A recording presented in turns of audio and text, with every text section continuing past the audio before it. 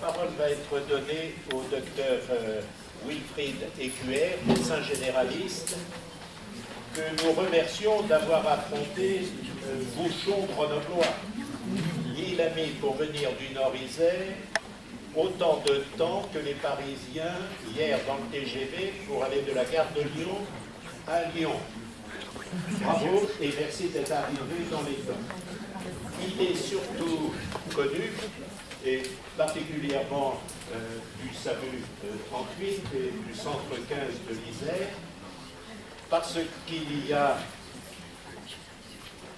presque 10 ans, il a eu, avec un groupe de confrères, l'idée de créer France Médecin, la téléconsultation, qui aura mis de nombreuses années avant d'être reconnue par des structures officielles. Et récemment, on a appris que la téléconsultation était remboursée par la sécurité sociale. Donc, merci mesdames, messieurs, les représentants de l'assurance maladie. Vous avez la parole, cher ami, 10 minutes. Merci mesdames et messieurs, bonjour à tous et à toutes. Je voudrais d'abord remercier le docteur Montonex et également le directeur M. Perrière de m'avoir invité à cette table ronde. Donc je suis le docteur Wilfried Écuyer, je suis un médecin généraliste secteur 1 sur la région de Bourgoin-Jallieu et je suis hanté par la problématique de la désertification médicale, qui a toujours été un thème qui me tient à cœur et surtout j'ai compris que les autorités auraient du mal à y répondre par eux-mêmes. Et suite à une discussion que j'avais eue avec Claude Le Pen, qui est un économiste de la santé pour ceux qui le connaissent, m'avait fait comprendre que c'était à la profession de s'organiser elle-même pour essayer de trouver des solutions. C'est suite à ces réflexions que j'ai réussi à installer 5 jeunes médecins, que j'ai monté une première maison de santé pluridisciplinaire et que je m'apprête à en monter une deuxième qui comprendra une dizaine de praticiens de diverses spécialités médicales. C'est aussi suite à ces réflexions que j'ai monté la société France Médecin, qui s'est créée en 2011 avec un partenaire, Christian Azopardi, qui était un gestionnaire de maisons de retraite sur la Verpillière, et avec l'idée de lancer une activité qui à l'époque s'appelait téléconseil, il n'y avait pas ni diagnostic ni traitement, et en vue de mettre en place la téléconsultation médicale dans un volet libéral, afin de faciliter l'accès aux soins pour tous. Donc nous avons créé une plateforme mobile de télémédecine qui a comme objet de la mise en relation entre un médecin, que nous appelons un télémédecin, et un patient, un internet patient, que nous appelons un pationnute. Nous avons monté un réseau de 80 médecins partenaires qui tous sont soit généralistes, soit spécialistes dans différentes spécialités, tous inscrits au Conseil de l'Ordre, en activité sur le territoire français. Donc le cadre législatif, vous le connaissez tous, hein, c'est la fameuse loi HPST, et en particulier dans son volet de déploiement du décret du 19 octobre 2010, qui décrivait très bien les différentes activités associées à la télémédecine, qui avait 5 branches principales. Nous nous sommes concentrés sur l'aspect téléconsultation, et en particulier, comme je suis libéral et que je suis en ville, sur la téléconsultation libérale, dans une idée de compléter celle qui pouvait se faire à l'hôpital et de s'articuler avec elle. Je dis au passage, nous avons des projets assez avancés avec le directeur du CHU de Bourgoin. L'idée en particulier de monter des cabines de télémédecine à l'hôpital de Bourgoin. C'est un projet qui est bloqué actuellement à son niveau, ce qui le rend fou furieux, c'est dommage, parce qu'il y a des choses très intéressantes à faire, aussi en partenariat entre la ville et l'hôpital. Donc très rapidement, les activités de France Médecin aujourd'hui, donc nous pratiquons toujours du téléconseil, de la téléconsultation, des suivis post-opératoires de maladies chroniques. Nous occupons aussi de santé, de bien-être au travail. Donc aujourd'hui, on m'a demandé de parler d'une expérimentation, parce que la loi HPST permettait des expérimentations, et nous avions été approchés pour une expérimentation de 2 ans, qui avait été initiée par l'ARS Île-de-France. C'était pas Rhône-Alpes-Auvergne, mais Île-de-France, qui travaillait avec le groupe Orpea. Le groupe Orpea gère 350 établissements, 357 précisément EHPAD en France au jour d'aujourd'hui. Ils avaient mis en place cette expérimentation, il leur fallait des médecins. Donc il y a eu un appel d'offres de marché et 3 structures s'étaient présentées, AXA, Orange et France Médecin. Il s'est trouvé que Orange et AXA se sont disputés tellement fort que c'est nous qui avons eu le marché. Je crois que c'est la seule fois dans ma vie où je pourrais dire que j'ai remporté un marché devant AXA et Orange. Donc, l'idée était pendant 2 ans d'assurer des téléconsultations au sein de 17 EHPAD qui avaient été sélectionnés comme étant des EHPAD pilotes dans la région parisienne, chacune étant connectée par un chariot de télémédecine mobile, un chariot qui comprenait un ordinateur, une caméra HD, un électrocardiogramme, un défibrillateur, une prise de tension, de température et de pouls. Chacun de ces chariots, j'ai eu le prix, coûtait 20 000 euros. Ils étaient tous reliés à un centre de télémédecins isérois, donc c'est nous, France Médecins, qui le gérions. Donc évidemment, au préalable, il y avait une formation et des médecins, et des télémédecins, et du personnel soignant. Alors le télémédecin, de son côté, dans le centre, avait à disposition 2 écrans, un avec lequel il pouvait discuter directement avec le résident, échanger avec lui, parler avec lui en direct, faire des zooms, voir ce qu'il y avait sur sa peau, l'examiner complètement.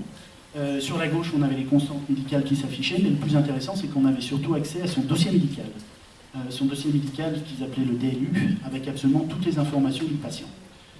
Les ordonnances, les antécédents, le dossier infirmier, tout ce qui concernait le patient, et la possibilité évidemment de rajouter des choses dessus, le suivi bien sûr, de toujours marquer ce qu'on faisait au fur et à mesure. Donc la problématique était la suivante, ces établissements n'ont pas de médecin le week-end, à partir de samedi midi jusqu'au lundi 8h. Donc c'est le personnel en place qui doit tout gérer, ce qui est urgent et ce qui n'est pas urgent.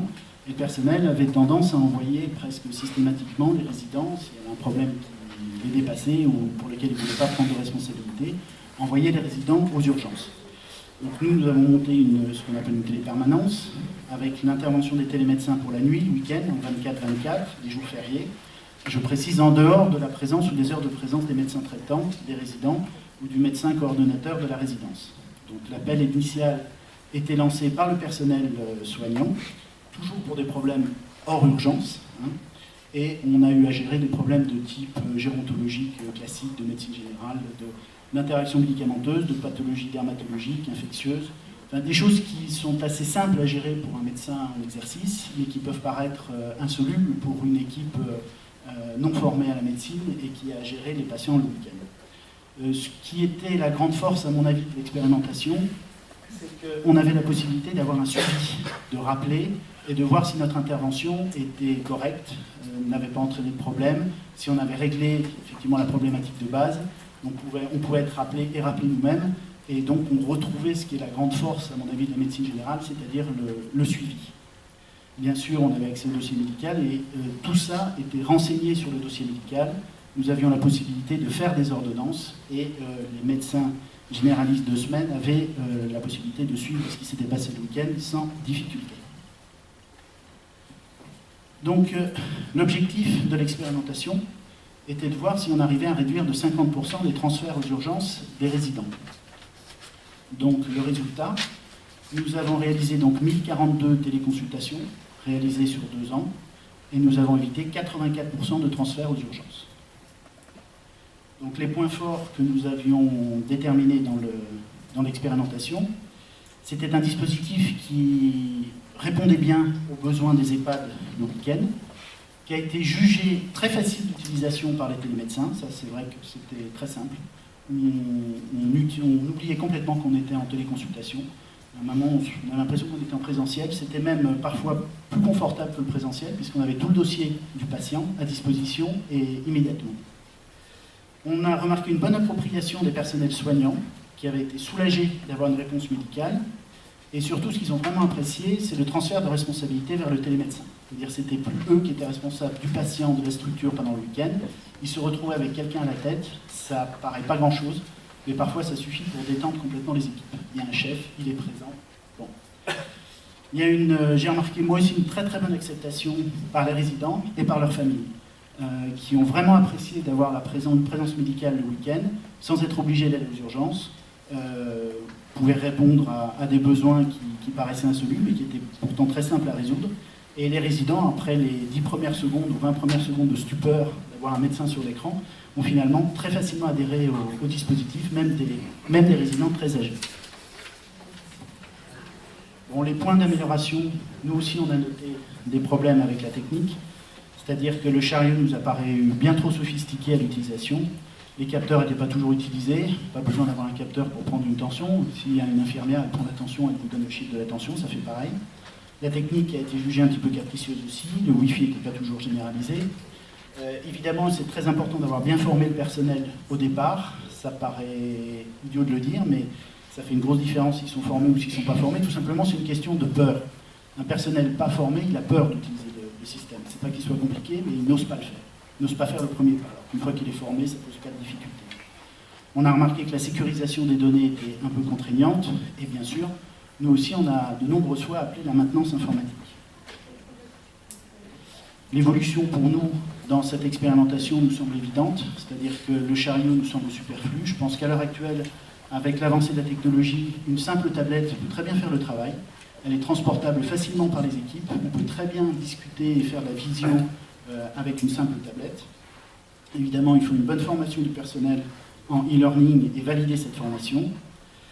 Il serait très intéressant d'avoir la possibilité d'utiliser ce dispositif pour télémédecin de chez lui, qui puisse effectivement, on peut très bien, avec un dispositif ad hoc, surveiller une maison médicale de son domicile, ce qui permettrait quand même des heures de surveillance et de permanence élargies. Et enfin, un lien nécessaire envers le dossier médical partagé. Merci. Je vous remercie de votre attention.